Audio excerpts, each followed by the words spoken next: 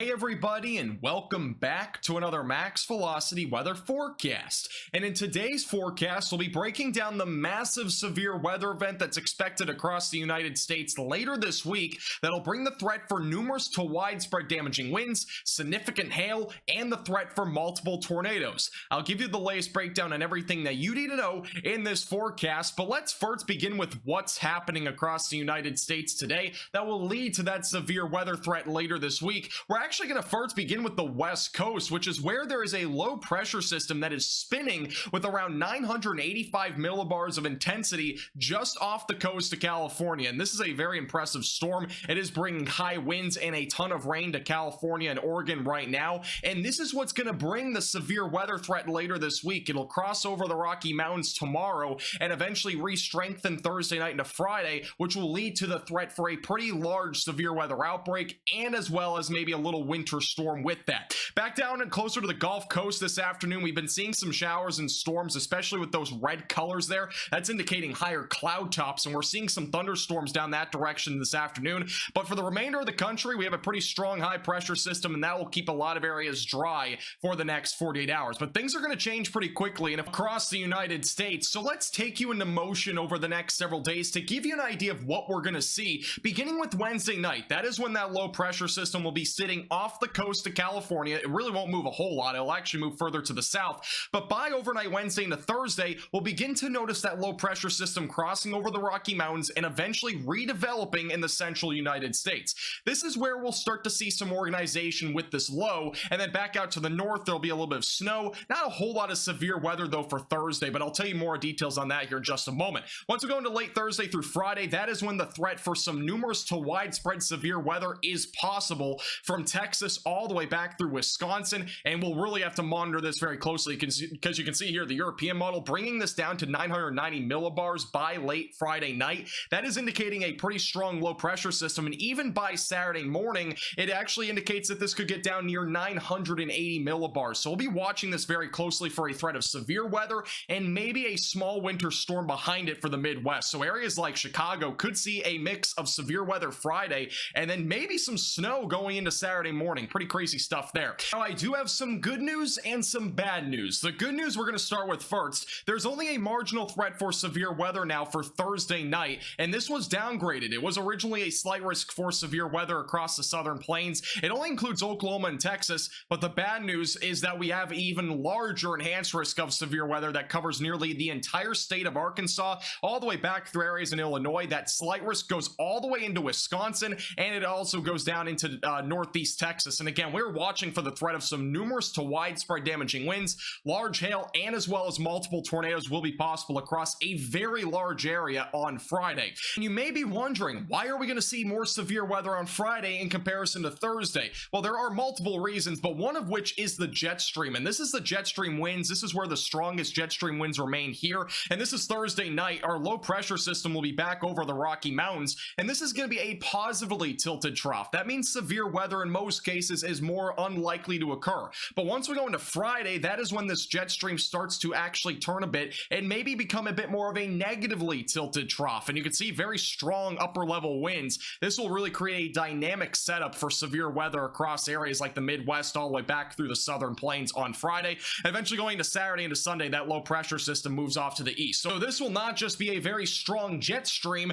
but we will also have very strong low level winds, especially the low level shear. Once we go into Friday night, that is when this low level jet will become very strong. And by the way, the low level jet is what helps to rotate supercells. And what we're going to see going into Friday night to Saturday, that low level jet really cranks up upwards of 60 to 70 knots. That means we could have some supercells really rotating really quickly. So we could very well see a pretty hefty tornado threat back through areas in the Midwest through the southern plains. Now, in terms of severe weather across the southern plains for Thursday night, again, there is a marginal threat for severe weather. I'm only briefly going to talk about this, but the biggest changes with this is the timing of this low pressure system. The amount of moisture that we're going to have going into really late Thursday night isn't going to be overly impressive. We'll have dew points back near the dry line around the low to mid 50s. That's not a whole lot of buoyancy to be able to create severe weather. Another big issue, there will be a pretty strong cap in place which will prevent most severe weather. However, if there are to be any storms, the European model is indicating maybe one or two storms that develop somewhere across Texas or Oklahoma. Again, if there is any severe weather, we could see any mode of severe weather,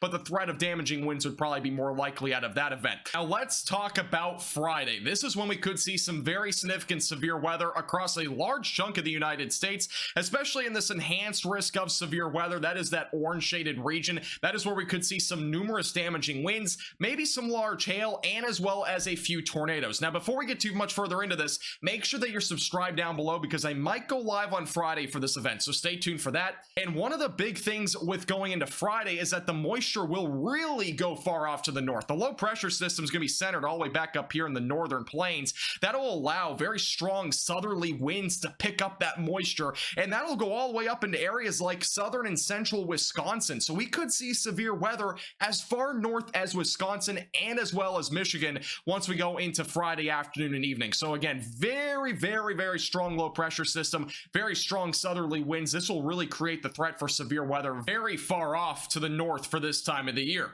Now, in terms of the instability, this is something that we have to watch for very closely as well. How far north will this instability really go? Because if it does go into areas like Illinois and back through even into Arkansas, this will definitely be our main area for severe weather. That is where we're going to have very strong winds aloft crossing over that sector. That's why there's an enhanced risk of severe weather. So this is a region, again, that we have to watch for very closely on Friday. Again, that is why we have an enhanced risk of severe weather, and I would not be surprised if that does go to a moderate risk of severe weather once we get closer. And for those that are wondering, the trampoline wind meter is going to be probably off the charts, but for right now, we are at a high risk for some flying trampolines. Once we go into Friday, this will likely get upgraded to an extreme risk as we get closer, though. So through late Friday morning into really the early afternoon hours, that is when we could see some showers and storms bubble up. Again, this is a general timing guide. Everything is not really set in stone yet. We'll have more specific details for you in tomorrow's forecast, but this will be the region for some cells to develop during the early afternoon hours. These could produce some severe weather from northeast Texas back through Arkansas,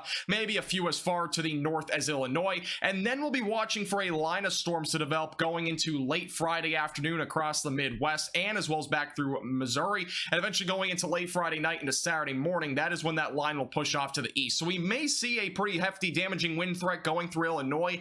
That would probably be the higher damaging wind threat out of any state across this region that's in the severe weather threat. So make sure that you're aware of that. If you're in Illinois, take those proper precautions before you get closer to Thursday and Friday. Have a plan in place just in case there's any severe weather in your location. Also, the wind gusts will be very high once we go into Saturday morning. Behind that low pressure system, wind gusts could get upwards of 60 to 70 miles per hour. This is not from thunderstorms, by the way. This is purely from how strong this low pressure system will be. We'll be talking about wind gusts across the Midwest ranging from 40 to maybe even 70 miles per hour. And there is a chance for a small winter storm behind this entire severe weather event going into Saturday morning in the Midwest. We could actually see some snow out of this, but really the big question is where this low pressure system positions itself and when it arrives. Those are two critical points to this entire thing. Therefore, there's a lot of uncertainty on if there will be snow in the Midwest, but this will definitely be something to watch out for. This is a way too early estimate on snowfall accumulation from the European model. Again, take this with a big grain of salt because things will definitely change as we get closer. Make sure to hit the like button down below and subscribe if you've not already. This forecast is brought to you by Platinum Contracting.